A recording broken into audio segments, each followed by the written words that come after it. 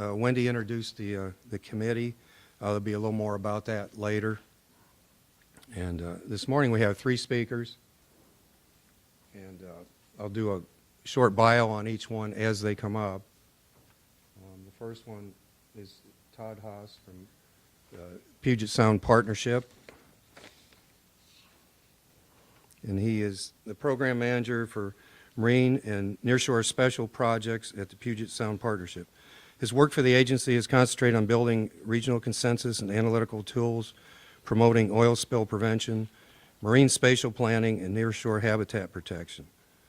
Todd holds a Bachelor of Science in Zoology from the University of Washington and a PhD in Biology from the University of North Carolina at Chapel Hill.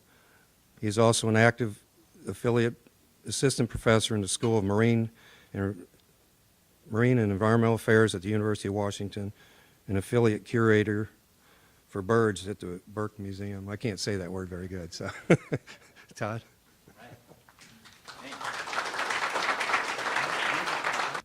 All right, well, good morning. Thank you for inviting me to present today. Have any of you heard my talk before? Okay, just one. So I'll try to be quite, slow and deliberate and describe to you the the process we use to do this collaborative study of vessel traffic within Puget Sound. And so the key word here is that this was a collaborative effort taking folks from the environmental community, nonprofit organizations, from the state agencies, federal agencies, local government, as well as the maritime industry together to really help us examine current risks and the relative risks in the system, and with an eye toward what future changes might occur and how we might together better see the changes, anticipate them, and manage traffic in that light. So I'm hoping that over the course of the morning you'll get a solid foundation or an introduction into what this vessel traffic risk assessment is and isn't, and if you want to dig further into the results, you'll have the sort of understanding that it would allow you to go into what is a almost 200-page report, but a 24-page executive summary.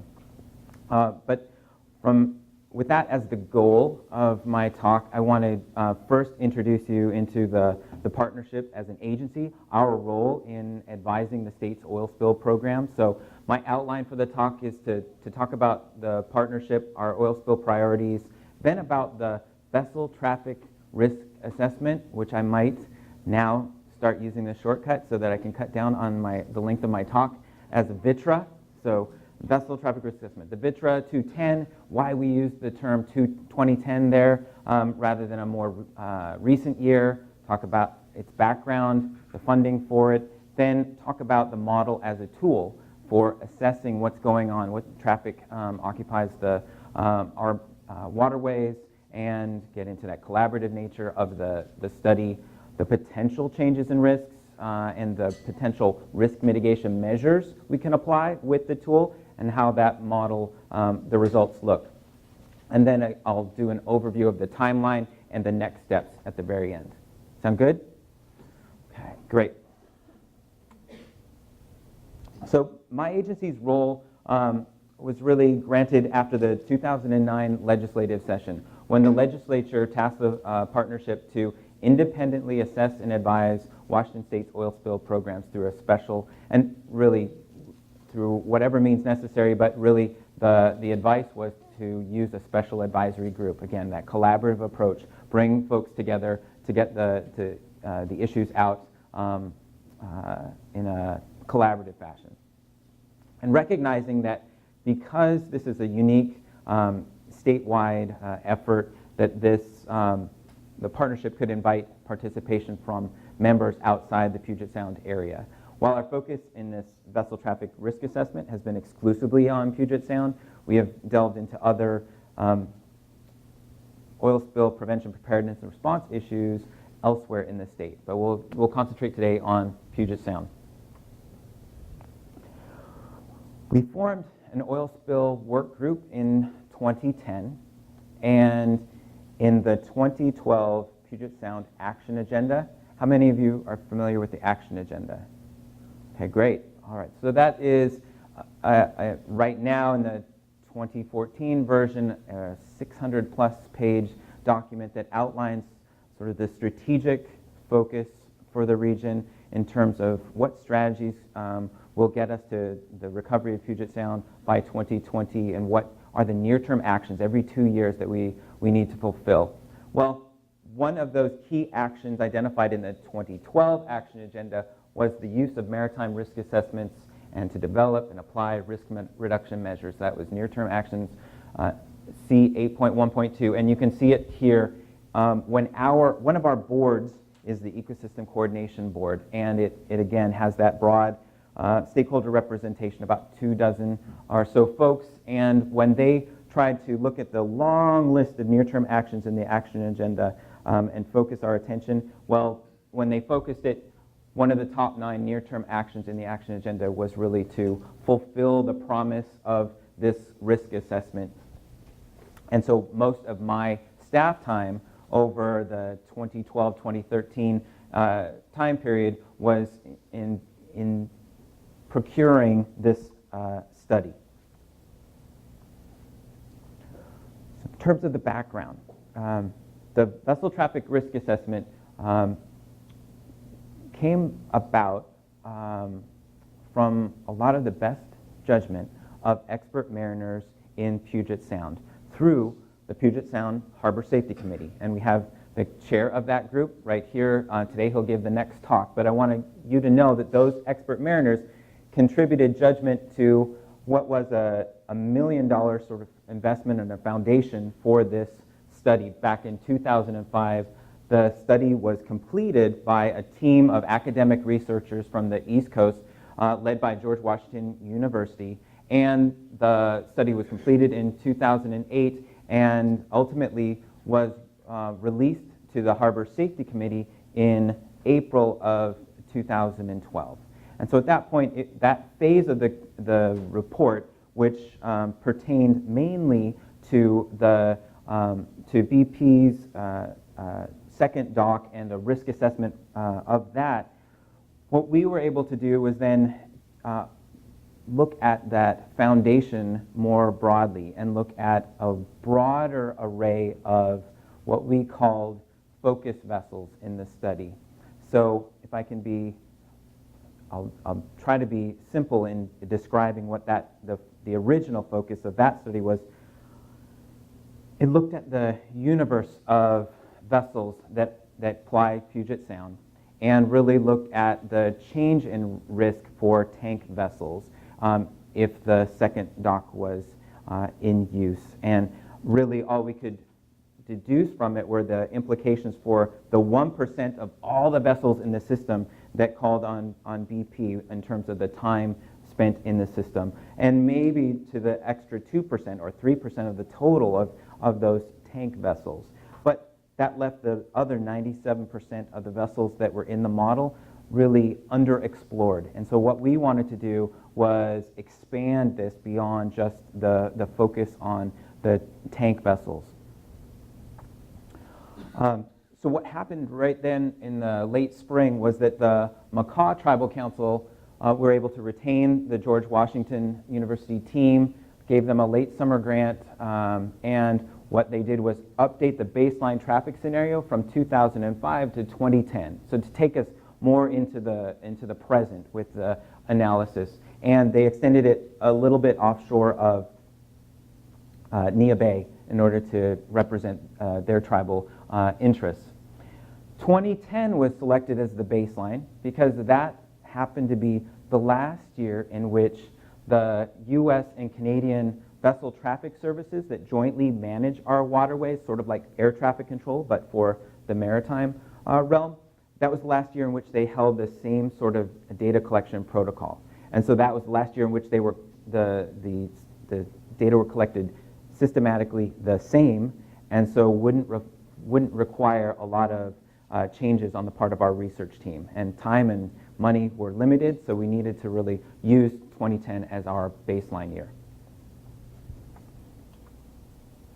The funding for this phase of the vessel traffic risk assessment primarily came from the United States Environmental Protection Agency through the MACA to update what I told you about, and then also to my agency to pursue that near-term action that I described earlier.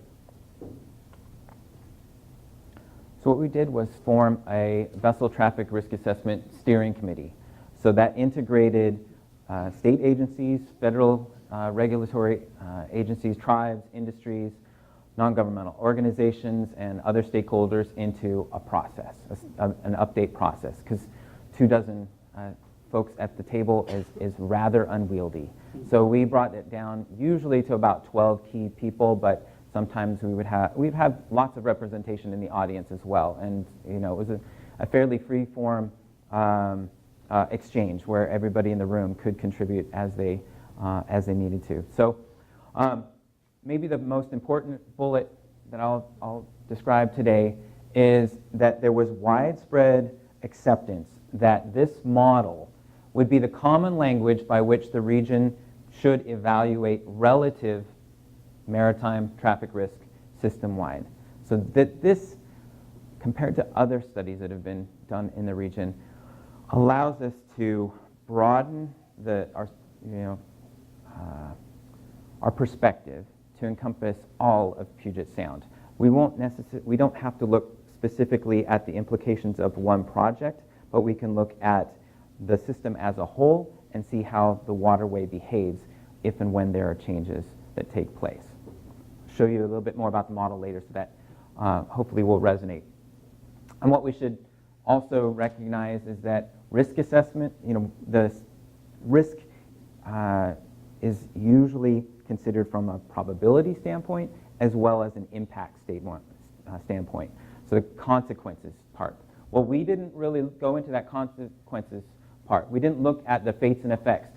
What we wanted to know was, on the probability spectrum, what is the relative probability changes of vessel interactions and potential for accidents and spills? So the Vessel Traffic Risk Assessment Steering Committee met on average every 5 weeks or so for the 14 months, I guess. John and I co-chaired that steering committee. Here's a list of some of the core folks that contributed to it. We had essential participation from the Makah as a Northwest Indian tribe. Ecology and the Coast Guard were also key in terms of the state regulatory and federal regulatory presence.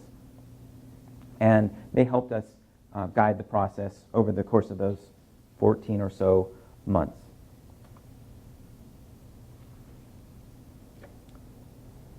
That team of academic researchers were keen on making sure that we followed a collaborative process. What they saw from this study in Alaska of oil spill issues there, you'll see the reference to Busenberg in 1999, was that there's this tendency that things can be collaborative or adversarial when you apply analysis to environmental policy, and that when things are adversarial and we polarize the debate, there's usually distorted communication on either end of that spectrum, leading to stalemate, an impasse. And when you bring all of the stakeholders into the same room and you give them sort of joint influence over a combined research team, you get the acceptance of the results and resolution or advancement. And when I asked the VTRA steering committee whether we were collaborative, how did we deal with uncertainty in our model? Well, I got favorable results. So on a scale of 1 to 5, 5 being the most collaborative, on the terms of our cooperation, we scored a 4.2 out of 5. So those same dozen folks, 16 I think, contributed to this study said, yeah, we were collaborative and we had a similar score for how we dealt with uncertainty. So there was that sort of faith or trust in the process and what it produced.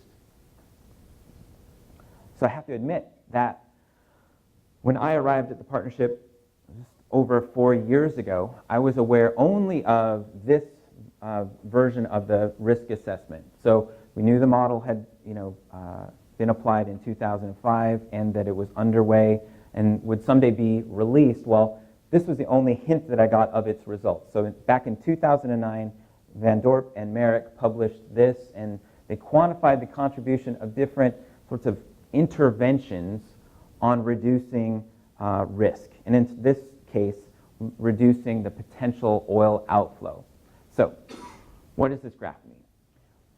If you see here, this case 3, this is the potential oil outflow. You can see if nothing were done to sort of mitigate for risk in the system, that's the full expression of relative risk, the relative oil flow that could be lost.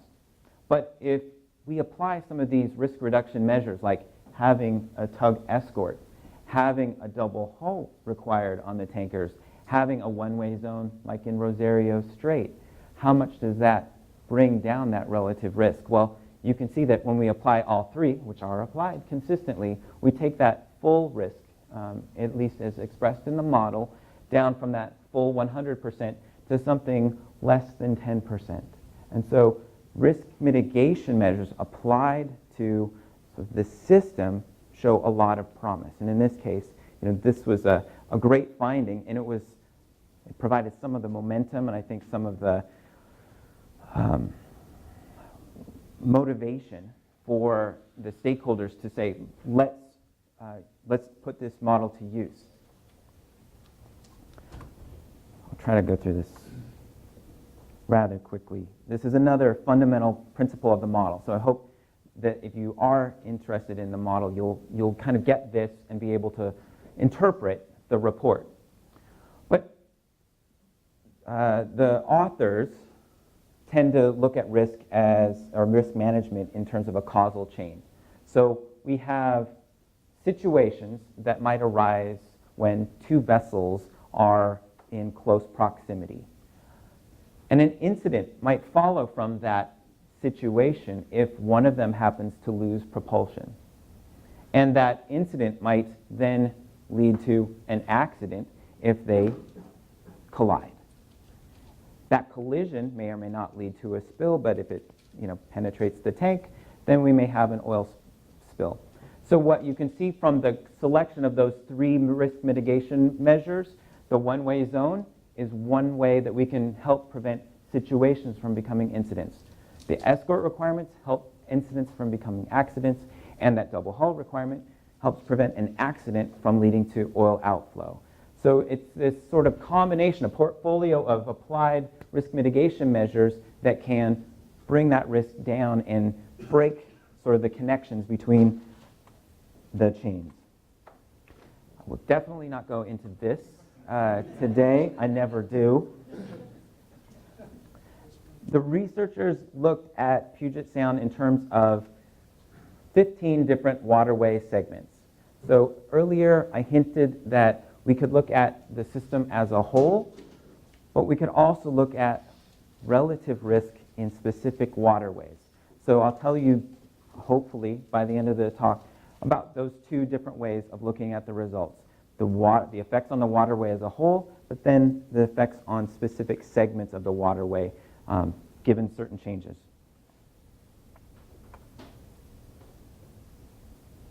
So our steering committee asked the researchers to consider several what-if projects.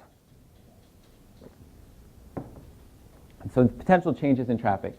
What if the Trans Mountain Pipeline expansion, the Kinder Morgan project in BC, comes about? What if the SSA Marine Gateway Pacific Terminal near Cherry Point comes about? What if a combination of projects in Port Metro Vancouver are built? And collectively, we have about 1,250 new arrivals to the system per year, and the fueling or bunkering operations that would be needed to support them.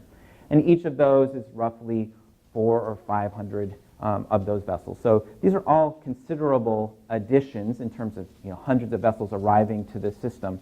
When I say considerable, we could have looked at other projects that resulted in tens of additions, but we looked at some for which we had firm estimates that were in the hundreds, and one could think if there are on average 4,000 arrivals in the system annually, this is some relative change that we should reasonably consider.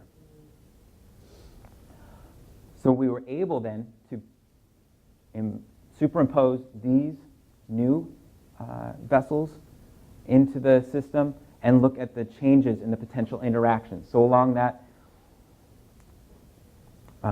causal chain, you can see that there would be changes in the potential interactions, the potential accidents, potential outflows or oil losses, and then our steering committee could propose mitigation measures that they thought might be prudent and then simulate the effectiveness of those in the model.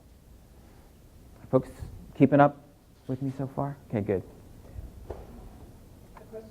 Yeah. How many arrivals do you have in the system now? About on average 4,000 U.S. bound U.S. and Canadian arrivals. and arrivals to both. Okay. How far north are you going when you talk about these? Just for this study to the top of that blue box.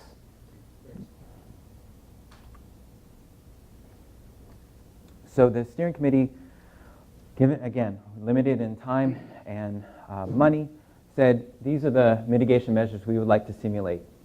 These are some of them. For example, we wanted to see whether or not the availability of a secondary or supplemental tug for those tankers bound for BC and bulk carriers could be applied. What would happen if we slowed container vessels to 17 nautical miles an hour? In 2010, I think we thought that they were traveling at upwards of 25 knots or so, in the low 20s or so. What if we reduce their speed in the system? So this is, as you can imagine, it might mean the difference between a collision going from, an accident to discharging of oil. So you slow the vessels down. Do you change the oil outflow in the model? We wanted to see if we could approximate the benefit of having more eyes on deck. So we simulated as best we could through this model and our limitations the reduction of human error by 50% and by 100%. And then the exclusion of bunkering operations to see whether or not we could see the maximum benefit of removing the fueling operations from some of these vessels. Folks with me on those? Did it make sense? Can you define bunkering? Bunkering is the fueling of the vessel, so the fueling that it takes to get to the bring it to the vessel, get it on board. Most bunkering is done by barge because of the quantity, it can't come by So truck. out in the sound, there's fuel There are transfer? several anchorage areas where bunkering is performed. Yeah. What, some bunkering has included in the past transfers of product from an incoming tanker to a smaller vessel, usually a barge, to be delivered where the vessel can't get to. Is that included? Is that included in your bunkering? That's lightering, and Lightering, that is not going on right now. Oh, good. Okay, excellent, thank you. Good. Yeah. Good Hey, news. Fred. Could you mention the fact that it's like maximum benefit analysis? Yeah, I'll do it now, and then I hope to do that again. And so in this case, for the gateway simulation, we wanted to know what was the maximum benefit. Given that there are a limited number of anchorage sites in Puget Sound, and the Harbor Safety Committee acknowledging that if this many more vessels were in the system, it might be hard to supply fuel to them all. We would need more anchorage available in the system eventually. And so to support that gateway, that number of ships in gateway, we would need the bunkering to support them, and we wanted to see if they were bunkered outside the system, that would take all of their bunkering out of the system. So what is the reduction in risk due to that? So we just said, what's the maximum benefit we can yield if we were able to envision a new anchorage site for bunkering that provided the maximum benefit, that was prudently located. So we wanted to empower the powers that be, the stakeholders, to understand what was at stake in terms of the relative risk change. Can you give us an example of the bunkering locations? Would they be outside of the streets? No, it's all done. Everything is done here in state. There are several sites here, or it could happen overseas. Before they come here, they top off, and they don't need to get there. That's just it's just a hypothetical. We figure around 40% of the vessels that come to the United States and Canada, about 40% of them are taking some form of bunkers here in the States or in Canada, usually done at anchor either in Port Angeles or Anacortes area or up in Vancouver Harbor. So what John said, for those of you who might not have been able to hear, is that we think that about 40% of these deep draft vessels that we're modeling in the study take their bunker here in Washington State. Yeah, it differed for the type of vessel. So 40% was the high. The tankers took less bunkers here. The container ships took less bunkers here. The bulkers were the ones that took the most bunkers in the Puget Sound area. Okay, so some of the major findings from the study. So again, system-wide perspective. Although shipping accidents leading to major spills are decidedly rare in Puget Sound, none more than 10,000 gallons in almost 20 years, if the 3 projects were built, the potential frequency of accidents, like groundings and collisions, could rise by about 18%.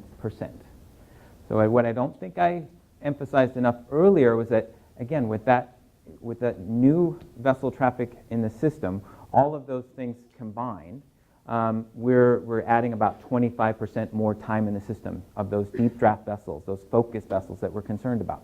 So in terms of accident frequency, if it's a linear increase, we have 25% more traffic, we have 25% more accidents. And so this finding on accident frequency is one that says, okay, in terms of our management of the traffic, there's kind of a linear increase in what we would see in terms of accident frequency. So that suggests we would be able to manage the traffic effectively. But in terms of when we looked at specific waterways, because of the pronounced shift in the size and classes of vessels that would now be going through Haro Strait on the west side of the San Juans to and from Canada, the potential volume of that oil that might be spilled west of the San Juans and in the Strait of Juan de Fuca could more than quadruple and double, respectively.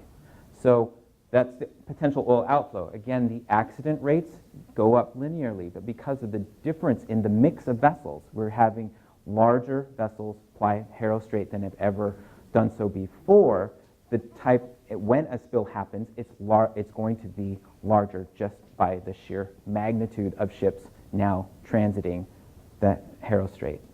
When you speak of accident rate, are you talking about the number of accidents go up linearly, or actually the rate goes up linearly? Accident rate.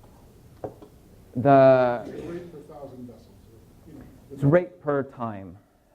So it's the number per time. Mm-hmm. Okay. Good. I'm being a little loose, I think, with the terms I'm using, just for the audience. Yes, Scott. In the earlier study, in the earlier visual study, the authors were very specific about the numbers not being absolute but being relative. Mm-hmm.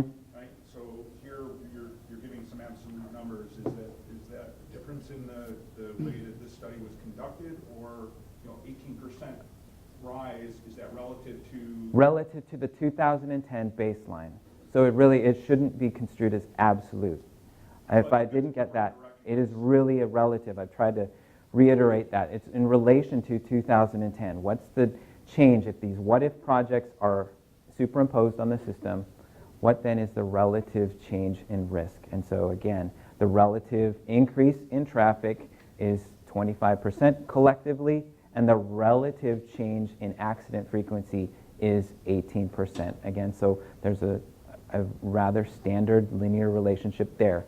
But when we look at the relative change in potential oil outflow, there's a strong weighting toward a larger increase on the Harrow Strait side of the San Juans, as well as through the Strait of Juan de Fuca, because of that shift in the size of vessels that would be anticipated to be using those waterways. Yeah, thanks. Let's see. Do you really mean the size of vessels or the volume of oil? Well, the volume of oil that those vessels are carrying. So it is now that we have 7-fold increase in the tank vessels that are going through Harrow, is just there's more oil going through the system, and that change in The frequency of tanker traffic, but not the increase in size. no, not the sheer size of the vessel, but yeah, well taken. So what does that look like in terms of the geographic profiles? So in our 2010 base case, you can see that the highest spikes are on the east side of the San Juans in Rosario, and when we combine those 3 different projects, we see that the west side of the San Juans now gets that disproportionate increase in the potential oil losses. So this is, the oil losses go up system-wide by 68%. So that is the change. Adding 25% more vessels to the system, we see overall through the system a 68% rise in the potential oil volume loss. And that change is really concentrated here on the west side of the San Juans.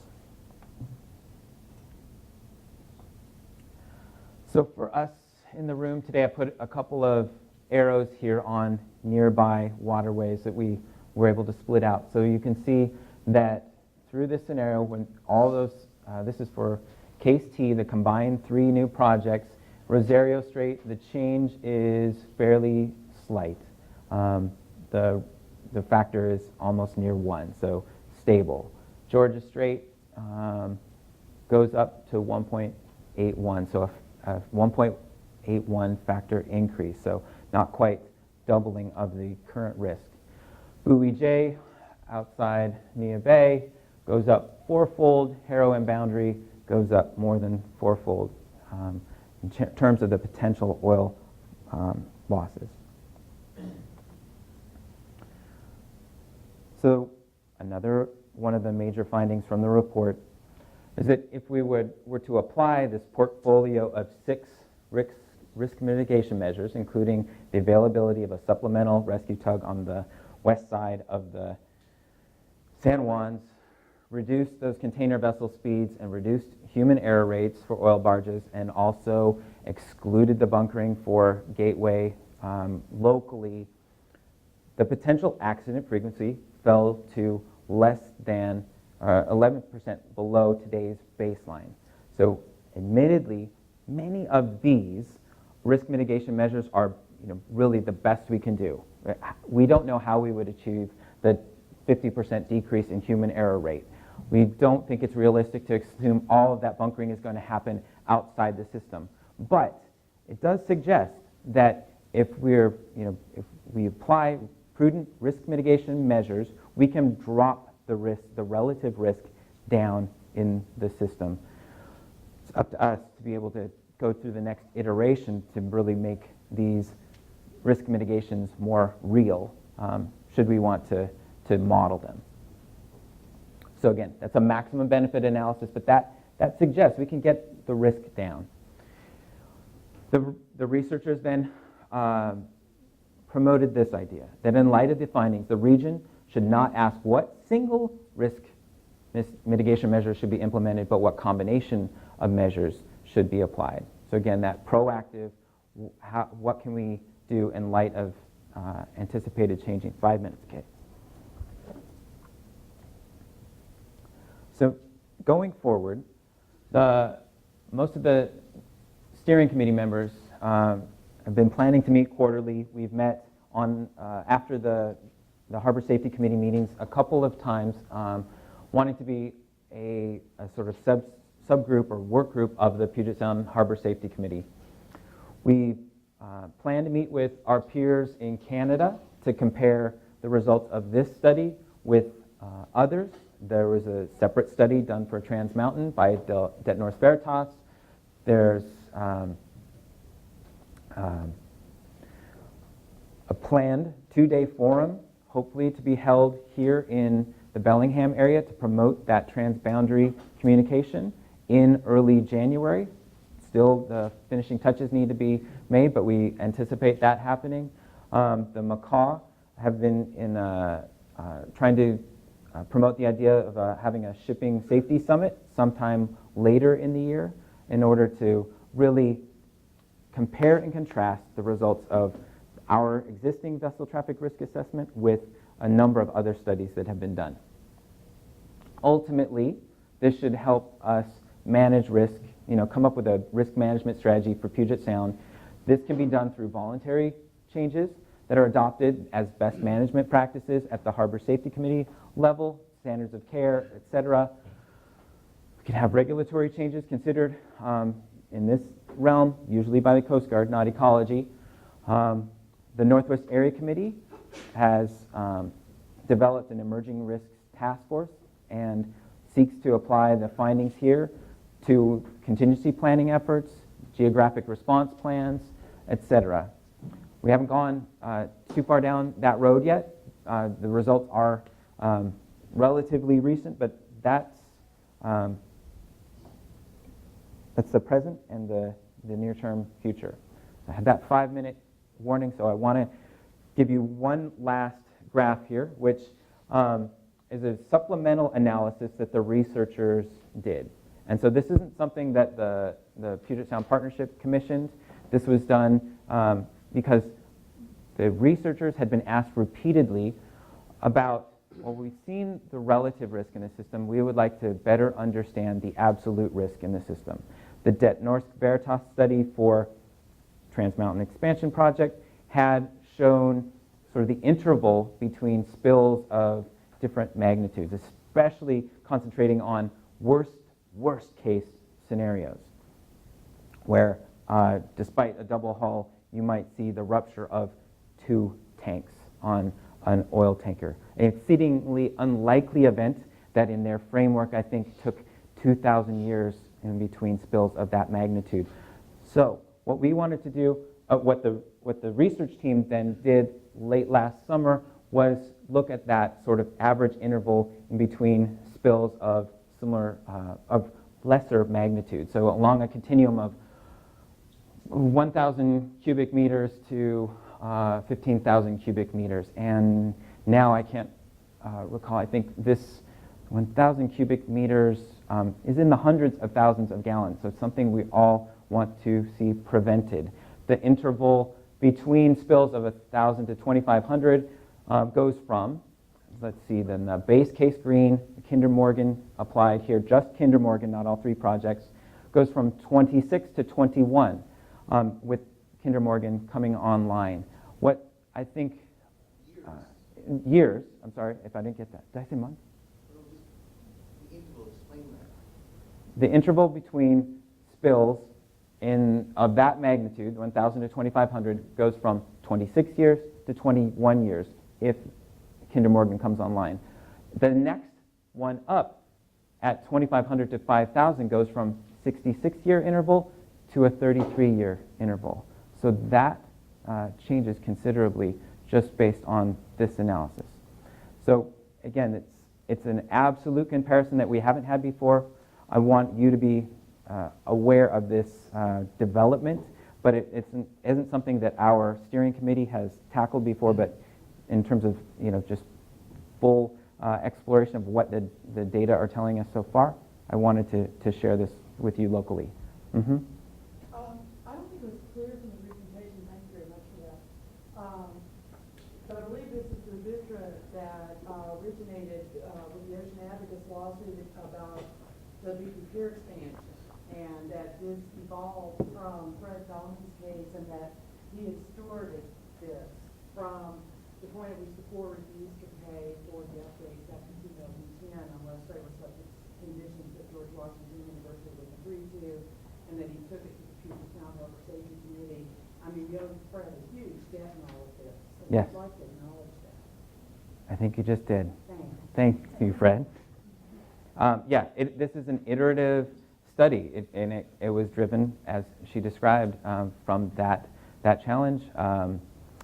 But it's a world-class, analytical tool that we have been able to take, I think, full advantage of in a collaborative manner thus far. But Washington State Ferry System took advantage of this tool, and it's gotten better and better over time. And we're just looking at the latest progression in its evolution. I bet I'm going to get the hook.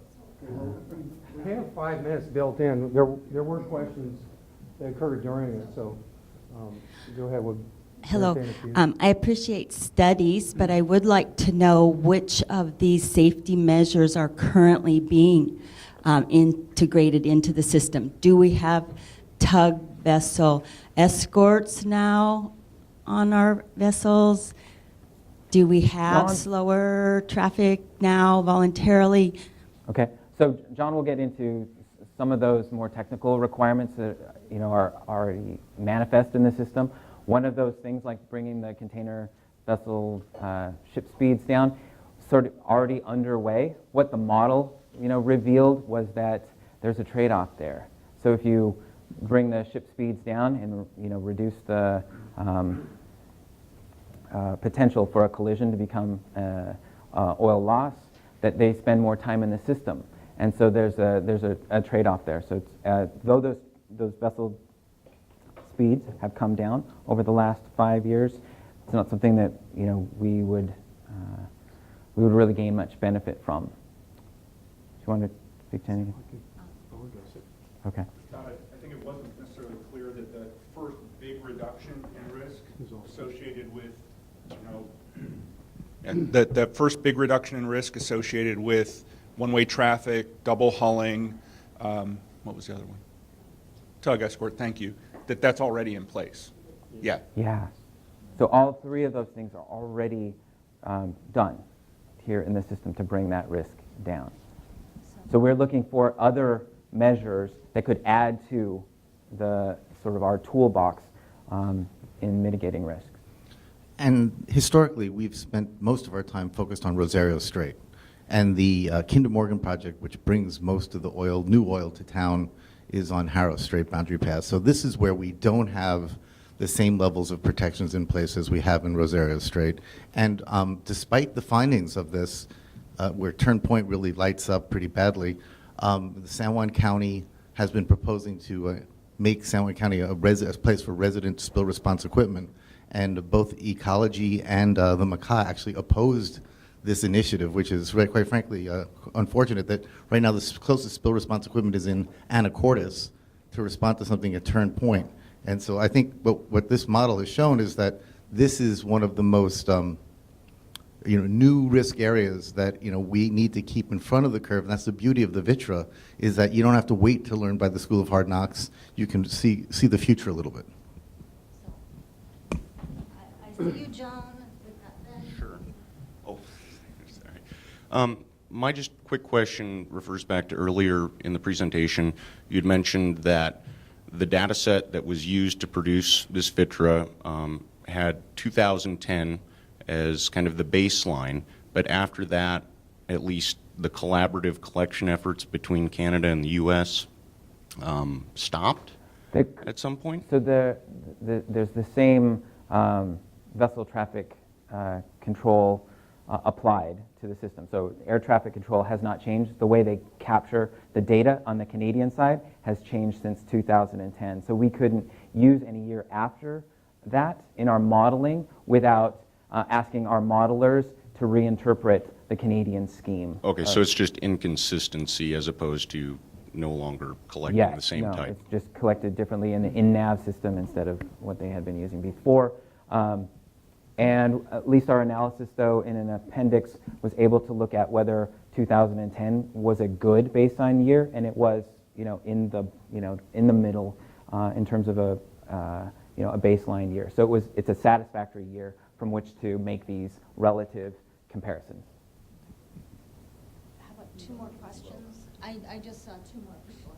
I was wondering where your funding came from. It came through the question was about where our funding came from, and primarily the first phase was done by the Macaw through an EPA grant to them. Our funding came through EPA and the Marine and Nearshore LO. So Puget Sound recovery funding is allocated to a variety of lead organizations and in this case it was the lead organization, which is a partnership between DNR and Department of Natural Resources and Washington Department of Fish and Wildlife, and they oversee the EPA funding annually. And because this was so prominent as an action agenda priority, was in those top 9, they decided to apply half of the oil spill monies in their work plan toward this vessel traffic risk assessment. Mm-hmm. Okay, it looks like that's all for questions. So let's thank Todd, and we're going to switch out the next speaker.